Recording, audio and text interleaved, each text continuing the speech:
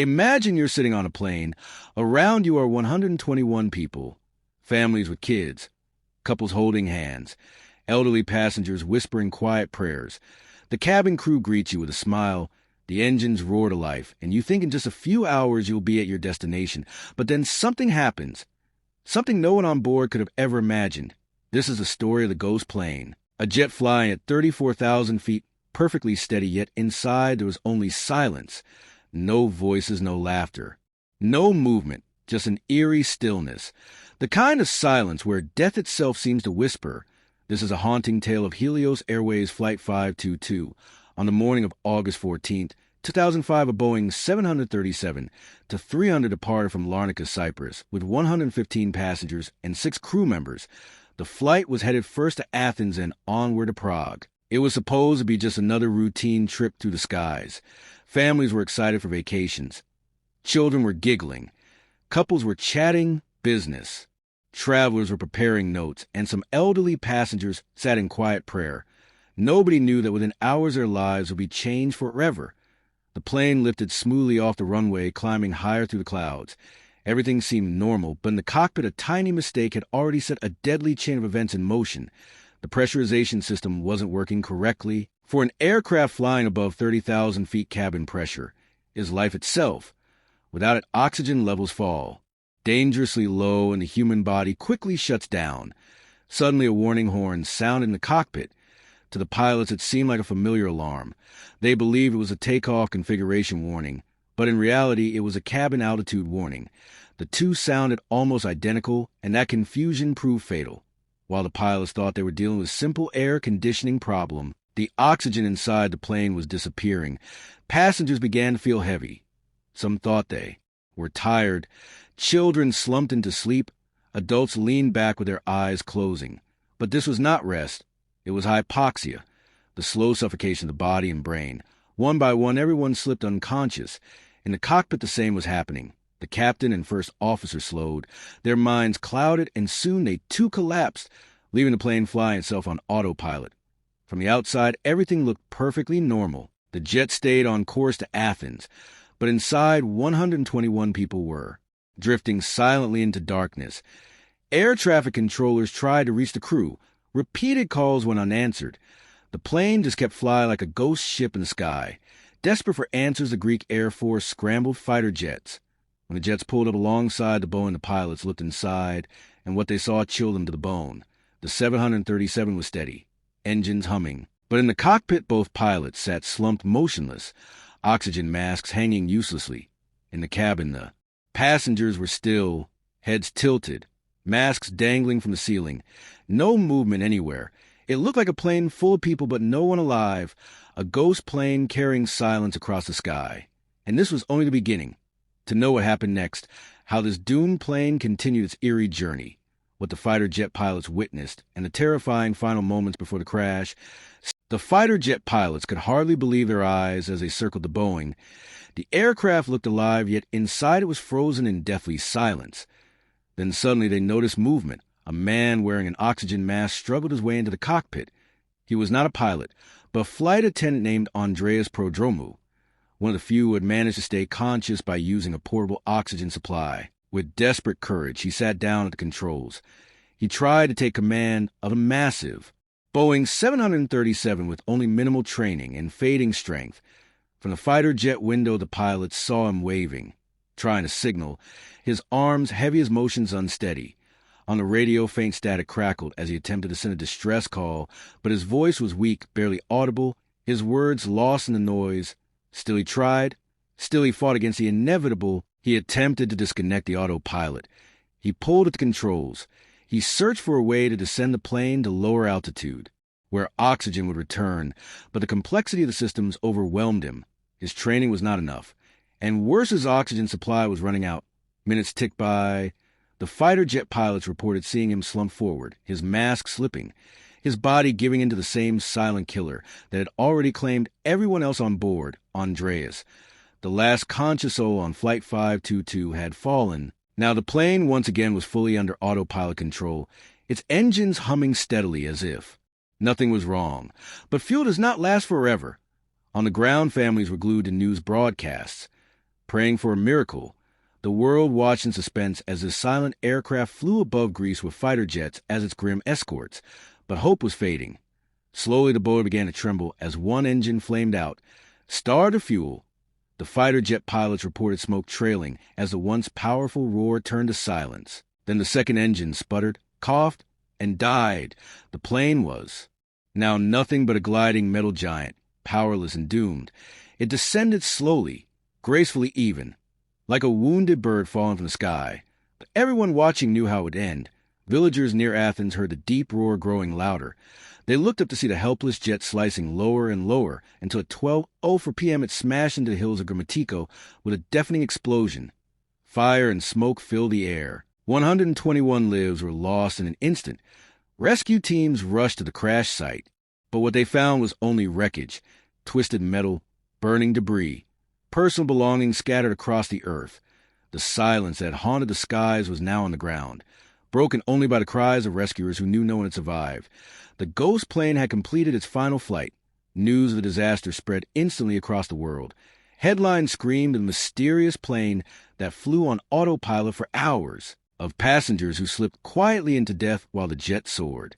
Without a hand on the controls, investigations began immediately. The black boxes were recovered. Inside them, the truth unfolded with chilling clarity.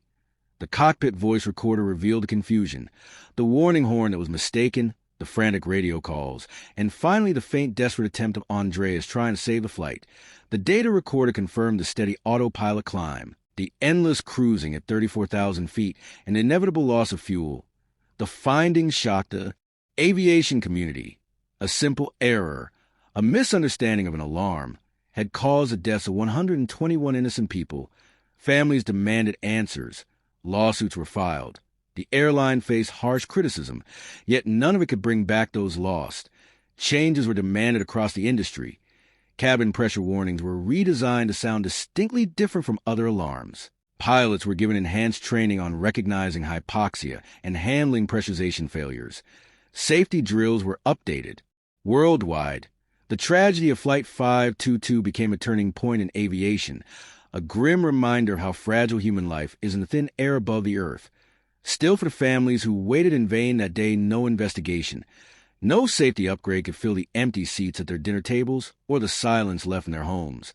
The memory of the ghost plane would forever haunt them. And even today, the sight of a jet gliding silently through the sky brings back the terrifying image of Helios Flight 522 drifting like a phantom before its fiery end.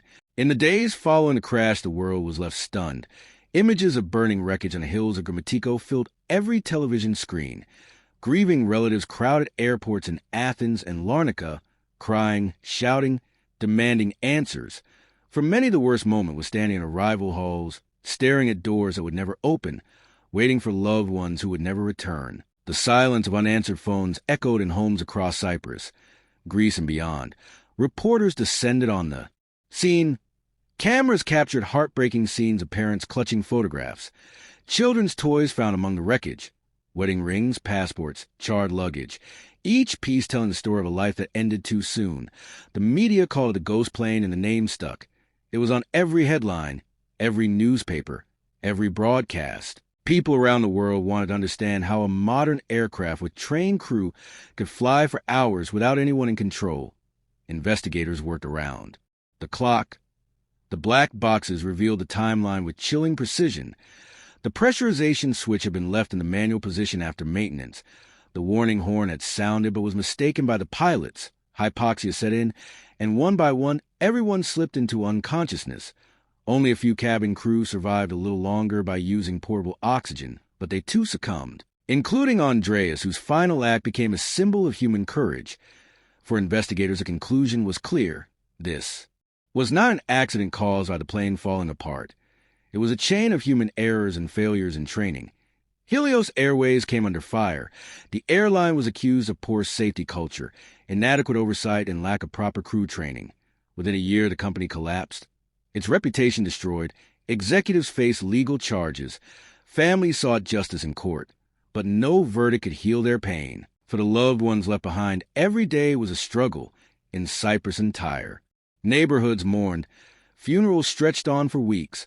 Black clothes filled the streets. The sound of church bells rang endlessly. Parents buried children. Children buried parents. Lives shattered beyond repair. Some families spoke of the unbearable silence at home. Beds left empty, toys untouched, meals uneaten. One mother said she still set the dinner table for her lost child because she couldn't accept he was gone. Grief counselors worked tirelessly, but even they admitted the weight of the tragedy was unlike anything they had seen. In Greece, villagers near the crash site held vigils. They lit candles on the hills where the plane went down.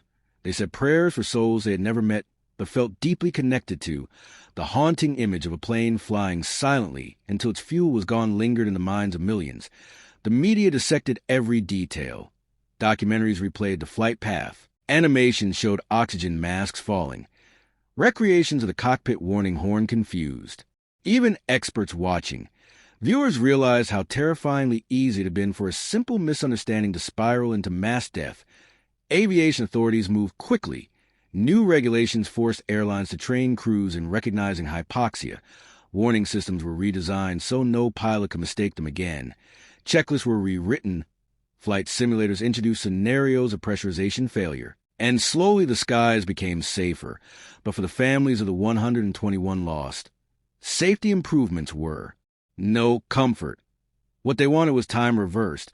A morning in August 2005 to start again with a different outcome. But time only moves forward, and the ghost plane remained a wound that would never fully heal. To this day, survivors' families gather every year to remember. They place flowers on memorials. They speak the names aloud, so they are never forgotten. They remind the world that behind the word tragedy are real people with dreams and futures that were stolen. The haunting legend of Helios. Airways Flight 522 lives on not just in aviation manuals and documentaries, but in the hearts of those who will never stop grieving. This was not just a crash, it was a reminder that in the thin, fragile air above us, one mistake can mean the end for so many. And in the next part of this story, we'll look even deeper into how this disaster changed aviation forever, what reforms it forced, and how the ghost plane became a chilling warning to every pilot and passenger who takes the skies. So stay with us, and don't forget to like this video. Subscribe to the channel and turn on notifications so you don't miss the rest of this unbelievable true story. In the aftermath of Helios Flight 522, the aviation world could no longer ignore the haunting questions it raised. Investigators from Greece, Cyprus, and international agencies gathered in conference rooms poring over every detail of the flight. What they uncovered became lessons written in blood. One of the most urgent reforms was the redesign of the cockpit warning system. Never again would pressurization alarm sound identical to a takeoff warning. Distinct tones were mandated so no pilot could ever confuse the two. Training protocols were expanded. Pilots across the world were drilled again and again on how hypoxia strikes, how quickly it clouds the brain, how easily it steals awareness. In simulators, crews were forced to face pressurization failures and recognize the symptoms before it was too late. Flight attendants, too, were given greater emergency authority. Andreas's heroic attempt to save the flight became a case study, a reminder that even non-pilots must be prepared to act when everything collapses. Airlines invested in better maintenance oversight. Governments imposed stricter audits. Helios Airways itself vanished. Its reputation shattered beyond repair, but the legacy of its final flight rippled across the skies, making travel safer for millions who would never even know the name of the ghost plane. Yet despite these improvements, the emotional scars remained unhealed. For families who lost loved ones, the empty chairs at birthdays, the unopened gifts at Christmas, the quiet moments when memories hit like waves. No regulation could fix that. They gathered year after year at memorials, speaking the names of the 121 who never came home. Candles flickered in the night. Flowers were laid in silence. Prayers rose into the same skies that had once betrayed them. For the fighter jet pilots who had flown alongside the doomed aircraft, the images never left their minds. They spoke of the eerie stillness inside, of passengers frozen like statues, of Andreas fighting bravely against fate. They said it was like watching ghosts travel through the heavens. For the public, the story of the ghost plane became legend. Documentaries replayed the events. Books were written, news specials aired, always returning to that terrifying truth. An airplane full of people can become lifeless in minutes if vigilance slips. Helios Flight 522 stands as one of the most chilling reminders in aviation history. A flight that lifted off in sunlight but ended in smoke and silence. A journey where 121 souls were slowly erased by the invisible hand of hypoxia, and a tragedy that forced the world to learn painful lessons. Today, when passengers buckle their seatbelts and flight attendants give safety briefings, few know that hidden in those instructions are changes born from this disaster. In a way, every safe landing owes something to the ghost plane. But for those who lost everything on that August morning safety improvements, our small comfort, the memory, will always hurt. The story will always echo. The hills of Gramatico will forever carry the shadow of the jet that fell from the sky.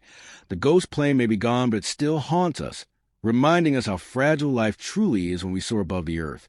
And as we close this chapter, remember that behind every aviation regulation, every emergency drill, every safety feature, there are lives that paid the price for us to fly more safely.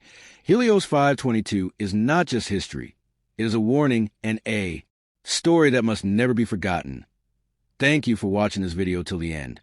If this story moved you, make sure to hit the like button, subscribe to the channel, and turn on notifications so you never miss the next unbelievable story we bring to you.